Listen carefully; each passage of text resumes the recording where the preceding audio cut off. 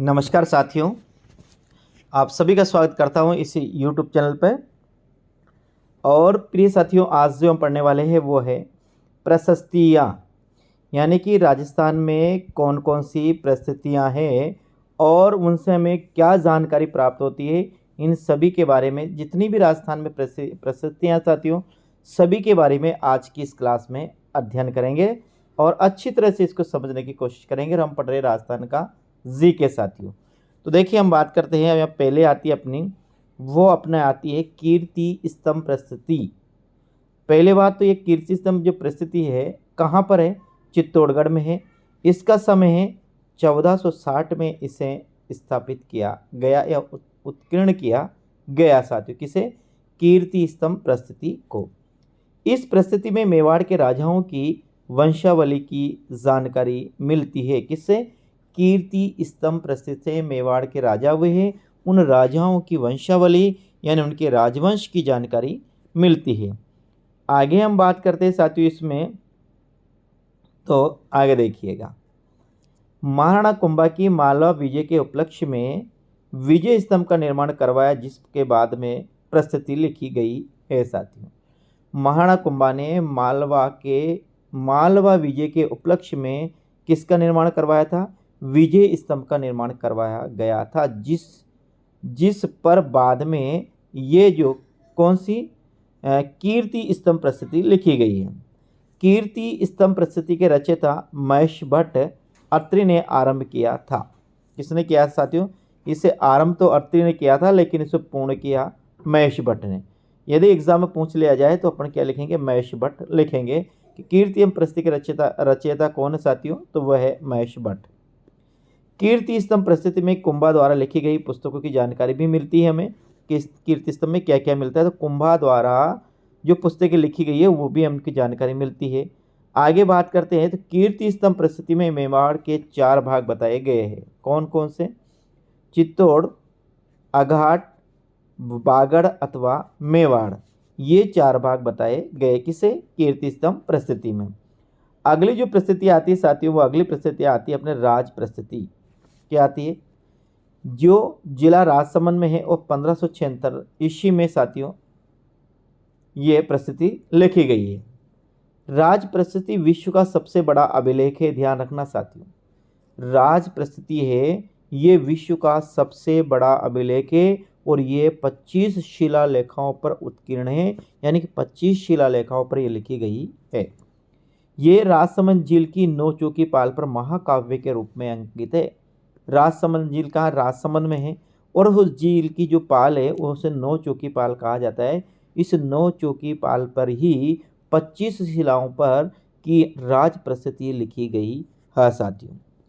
राज प्रस्तुति को महाराज राज सिंह द्वारा बनाया गया है। ये भी आपको ध्यान में रखना है कि राज प्रस्तुति किसके द्वारा लिखी गई है। राज प्रस्तुति के रचयिता रणछोड़ भट्ट है। राज प्रस्तुति की जानकारी मिलती है राजसमंद झील। राज प्रस्तुति से जानकारी मिलती है, किसकी मिलती है? राजसमंद झील की। झील का निर्माण अकाल राहत कार्य के लिए करवाया गया था, यानी कि राज प्रस्तुति से ये जानकारी मिलती है कि राजसमंद झील का निर्माण अकाल राहत कार्यों के लिए करवाया गया था। तो आपको ध्यान में रखना है, राज प्रस्तुति राजसमंद में है। इसकी तिथि की अंकित तिथि पूछे जाए साथियों, 1676 में विश्व का सबसे बड़ा अभिलेख है, 25 शिलाओं पर लिखी गई है। राजसमंद झील की 9 चौकी पाल पर है। ये महाराजा राज सिंह द्वारा बनवाया गया है। राज प्रस्तुति के रचयिता रणछोड़ भट्ट है, ये भी याद रखना। और राज प्रस्तुति साथियों राजसमंद झील बनाई गई उसकी जानकारी मिलती कि अकाल राहत कार्य के दौरान बनाई गई थी। इसके बाद आती है साथियों अपन रणकपुर प्रस्तुति। ये रणकपुर प्रस्तुति कहाँ है? ये साथियों पाली में है और समय इसका 1439 है। ये प्रस्तुति चौमुखा मंदिर के स्तंभ पर उत्तीर्ण है। इस मंदिर का निर्माण कुंभा के समय सेठ धरणक शाह ने करवाया था। किसका? चौमुखा मंदिर है पाली में, इसका निर्माण महाराणा कुंभा के समय सेठ धरणक शाह ने से करवाया था। चौमुखा मंदिर के प्रमुख शिल्पीकार देपाक थे। ध्यान रखना, उस समय महाराणा कुंभा थे जब चौमुखा मंदिर का निर्माण करवाया था। किसने कराया? सेठ धरणक शाह ने करवाया।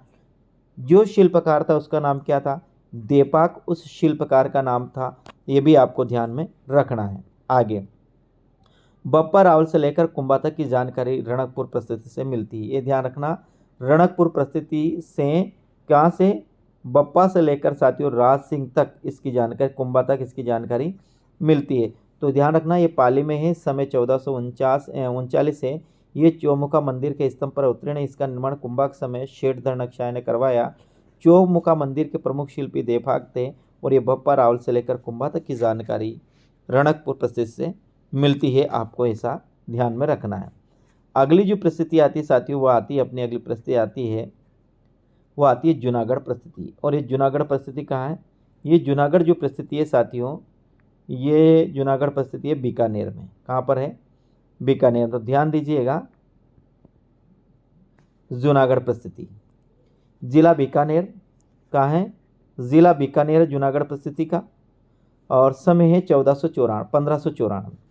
ये महाराजा राज सिंह द्वारा बनवाई गई, राय सिंह द्वारा, किसे, राय सिंह द्वारा। ध्यान रखना, राय सिंह ये बीकानेर के प्रसिद्ध या फेमस राजा है साथियों। जूनागढ़ प्रस्तुति में राव बीका से लेकर राय सिंह तक का वर्णन है। बीकानेर ने बीकानेर की स्थापना की थी, वहाँ से लेकर साथियों इसमें राज सिंह तक का वर्णन है। बीकानेर प्रस्तुति के रचयिता की बात करते तो जैन मुनि जयता भी इनका नाम कहीं मिलता है। ये बीकानेर प्रस्तुति का रचयिता है साथियों। बीकानेर के शासक राय सिंह की काबुल विजय की जानकारी जूनागढ़ प्रस्तुति से ही मिलती है। ये भी आपको ध्यान रखना। बीकानेर के राजा जो राय सिंह थे साथियों, इनकी जो काबुल विजय की जानकारी मिलती है वो जूनागढ़ प्रस्तुति से ही मिलती है मेरे साथियों, ये आपको ध्यान में रखना है। अगला आता है नेमिनाथ प्रस्तुति। कौन सी आती है साथियों, अगली प्रस्तुति अपनी आती है नेमिनाथ प्रस्तुति। नेमिनाथ प्रस्तुति क्या, ध्यान से देखिए। ये आबू सिरोही, माउंट आबू सिरोही में 1230 में साथियों इसकी तिथि है। नेमिनाथ प्रस्तुति में परमार राजाओं की जानकारी मिलती है, ये ध्यान रखना। नेमिनाथ प्रस्तुति है, पहली बार तो आबू सिरोही में 1230 साथियों इसकी अंकित तिथि है। यहाँ पर परमार राजपूतों की इससे जानकारी मिलती है। नेमिनाथ प्रस्तुति को लोण वसेही प्रस्तुति भी कहा जाता है, याद रखना। नेमिनाथ प्रस्तुति को लोण वसेही प्रस्तुति भी कहा जाता है। नेमिनाथ प्रस्तुति क्या कहा जाता है, लोण वसेही प्रस्तुति भी कहा जाता है। इसे तेजपाल द्वारा बनाया गया है, इसे नेमिनाथ प्रस्तुति को। इसके बाद आती है साथियों अपनी नाथ प्रस्तुति आती है। कौन सी आती है, नाथ प्रस्तुति आती है। और ये कहाँ पर है, ज़िला उदयपुर में है। समय इसका 971 ईस्वी है। ये एक लिंग जी के मंदिर के पास लकुलिश मंदिर से प्राप्त हुई है। कौन, नाथ प्रस्तुति एक लिंग जी का मंदिर है, उसी के पास साथियों लकुलिश जी का मंदिर। तो यहाँ पर ये नाथ प्रस्तुति प्राप्त हुई है। इस प्रस्तुति के रचयिता आम्रकवि है, ये भी आपको ध्यान रखना है। नाथ प्रस्तुति के रचयिता कौन है, आम्रकवि है। अगली प्रस्तुति आती है अपनी जगन्नाथ प्रस्तुति। और क्या है देखे ध्यान से, ये उदयपुर में है और 1652 साथियों इसका ईस्वी है। ये उदयपुर के जगन्नाथ मंदिर में काले पत्थर पर उत्तीर्ण है। कौन, नाथ प्रस्तुति है। ये उदयपुर के जगन्नाथ मंदिर के काले पत्थर पर उत्कीर्ण है। इस प्रस्तुति के रचयिता कृष्ण भट्ट है, ये भी याद रखना। नाथ प्रस्तुति के रचयिता कौन है, कृष्ण भट्ट है साथियों। आगे इस प्रस्तुति में वर्णन मिलता है कि महाराणा जगत सिंह ने पिछुला झील में मोहन मंदिर और रूपा सागर तालाब का निर्माण करवाया था। किससे, नाथ प्रस्तुति से ये मिलता है कि महाराणा जगत सिंह ने पिछुला झील में एक तो मोहन मंदिर और एक रूपा सागर नामक तालाब बनवाया था। अगली आती है अन्य प्रस्तुतियों की अपन बात करते हैं साथियों। तो एक आती है हर्षनाथ प्रस्तुति, जो हर्ष माता मंदिर सीकर में स्थित है। नाथ प्रस्तुति लकुलिश मंदिर उदयपुर में है। वेदनाथ मंदिर प्रस्तुति उदयपुर में है। पाशुपति प्रस्तुति साथियों उदयपुर में है। त्रिमुखी बावड़ी प्रस्तुति उदयपुर में है। विष्णु मंदिर प्रस्तुति वेणेश्वर धाम डूंगरपुर में है साथियों। ये अन्य प्रस्तुतियाँ हैं।